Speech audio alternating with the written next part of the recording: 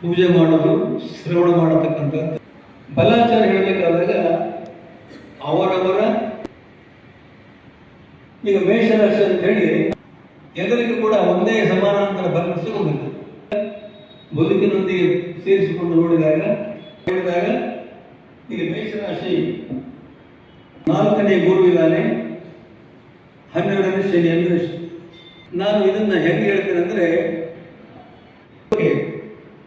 3ನೇ ಗುರು 11ನೇ ಶನಿ.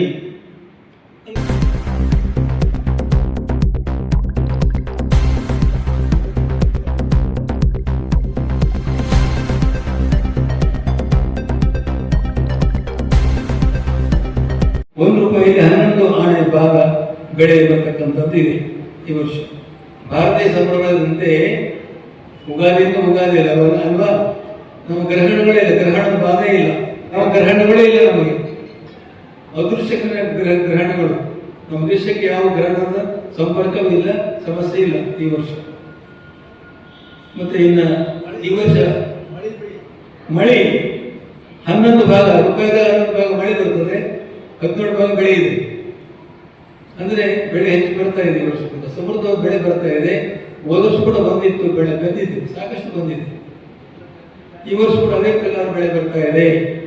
ಯಾಕಂದ್ರೆ ನಾನು ಹೇಳಿದ್ದಿಲ್ಲ, ಚಂದ್ರ ಭೂಮಿ ಸಸ್ಯಾಧಿಪತಿ ಚಂದ್ರ ಅಂದ್ರೆ ತಂಪು ಸಮೃದ್ಧವನ್ನು ಹೊರಿಸಿರ್ತಕ್ಕಂಥವನು, ಅದೇ ರೀತಿ ಬೆಳೆಯನ್ನು ಕೂಡ ಕೊಡ್ತಾನೆ.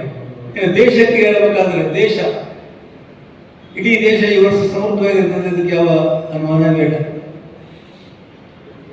ಯಾಕಂದ್ರೆ ಗುರು ಧನುಸು ರಾಶಿಯಲ್ಲಿ ಗುರು ಈ ವರ್ಷದ ಅಧಿಪತಿ ಗುರು ಆಗಿರೋದ್ರಿಂದ ಭಾರತ ಅಂದ್ರೆ ಅದು ಧನುಸು ರಾಶಿ ಆಗ್ತದೆ.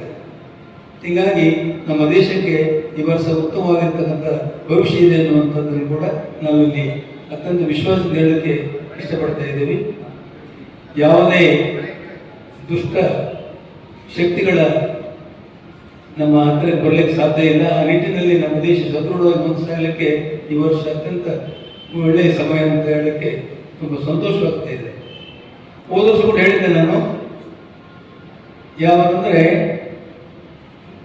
ರಕ್ಷಣಾ ಇಲಾಖೆ ಪ್ರಬಲವಾಗಿರ್ತದೆ ಅನ್ನೋದಕ್ಕೆ ಸಾಕ್ಷಿ ನೀವೆಲ್ಲ ನೋಡಿದಿರಿ. ಸಿಂಧೂರು ಮತ್ತೊಂದು.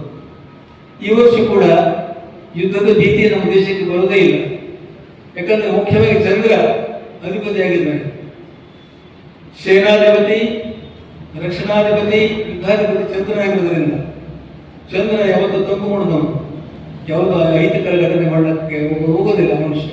ಹಾಗಾಗಿ ನಮ್ಮ ದೇಶಕ್ಕೆ ಕೂಡ ಒಳ್ಳೆಯ ಭವಿಷ್ಯ ಇದೆ ಅನ್ನುವಂಥದ್ದನ್ನು ಹೇಳಕ್ಕ. ಇನ್ನ ಸಸ್ಯಾಧಿಪತಿ ಚಂದ್ರ ಅಂದ್ರೆ ಉತ್ತಮವಾಗಿರ್ತಕ್ಕಂಥ ಬೆಳೆ ಬೆಳೀತಾವೆ. ರಾಜಕೀಯದಲ್ಲಿ ನೋಡ್ರಿ, ರಾಜಕೀಯ ಅನ್ನುವಂಥದ್ದು ಬಹಳ ಸೂಕ್ಷ್ಮವಾಗಿರ್ತಕ್ಕಂಥದ್ದು. ಕರ್ನಾಟಕದ ರಾಜಕೀಯ ಈ ವರ್ಷ ಕೂಡ ಅತ್ಯಂತ ಪ್ರಭಾವವಾಗಿ ಮುನ್ನಡೀತದೆ ಅನ್ನೋದಕ್ಕೆ ಸಾಕಷ್ಟು ಆಧಾರ ಇಲ್ಲ. ಬಹುಶಃ ಏರುಪೇರಾಗತಕ್ಕಂಥದ್ದು ಕಂಡು ಬರ್ತಾ ಇದೆ.